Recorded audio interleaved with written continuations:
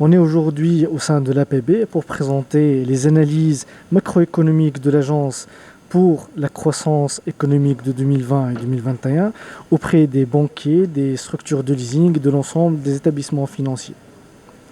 Le but de cette présentation est de montrer et de démontrer plutôt les estimations de croissance, les risques encourus aujourd'hui par les secteurs d'activité, de présenter la carte de vulnérabilité financière aux établissements financiers et d'essayer de mettre en place avec eux les outils et les instruments de gestion de leurs risques de contrepartie sur les mois à venir qui vont être difficiles pour le secteur bancaire et financier. Malheureusement, les chiffres ne sont que le reflet de la situation et la situation est vraiment alarmante. Quand on a des estimations de taux de croissance de l'ordre de moins 9%, quand on a une estimation du taux d'endettement à plus de 88%, quand on a un niveau de déficit qui sera au-delà des moins 7%, ce sont des chiffres alarmants pour une situation alarmante et qui appellent à des mesures et à des instruments qui doivent voir le jour au plus rapide de la situation, puisqu'aujourd'hui on est à un carrefour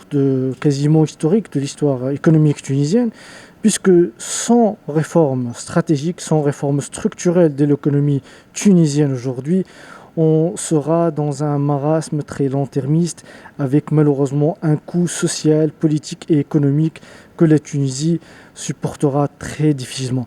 Donc aujourd'hui, la situation est difficile, mais on en parle avec de l'optimisme, on en parle avec des moyens, des solutions.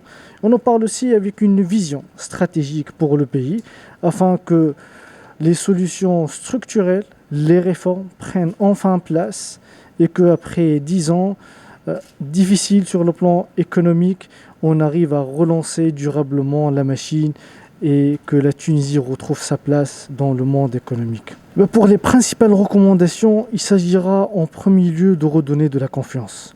On ne peut parler de réforme stratégique si on n'a pas la confiance. La confiance entre État et opérateurs économiques, entre les opérateurs économiques, entre le monde financier et les opérateurs économiques, et entre la Tunisie et l'international économique, où on a malheureusement, comme on l'a démontré dans l'étude, perdu beaucoup de places de part de marché. Ensuite, il y a des secteurs clés dans l'économie, il y a des problématiques clés sur lesquelles il faut s'atteler au plus rapide.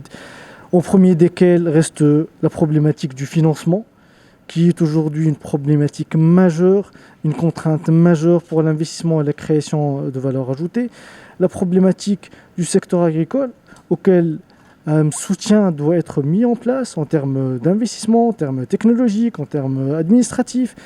L'exportation et la gestion du déficit courant, le déficit budgétaire aussi, c'est des points très épineux aujourd'hui. La structure du budget, les dynamiques budgétaires sont aujourd'hui assez difficiles pour le pays. On aura aussi à traiter la question des échanges extérieurs et l'exportation, qui sera seul le vrai moteur dynamique et pérenne de la croissance future de l'économie tunisienne. On en a exposé beaucoup de ces solutions.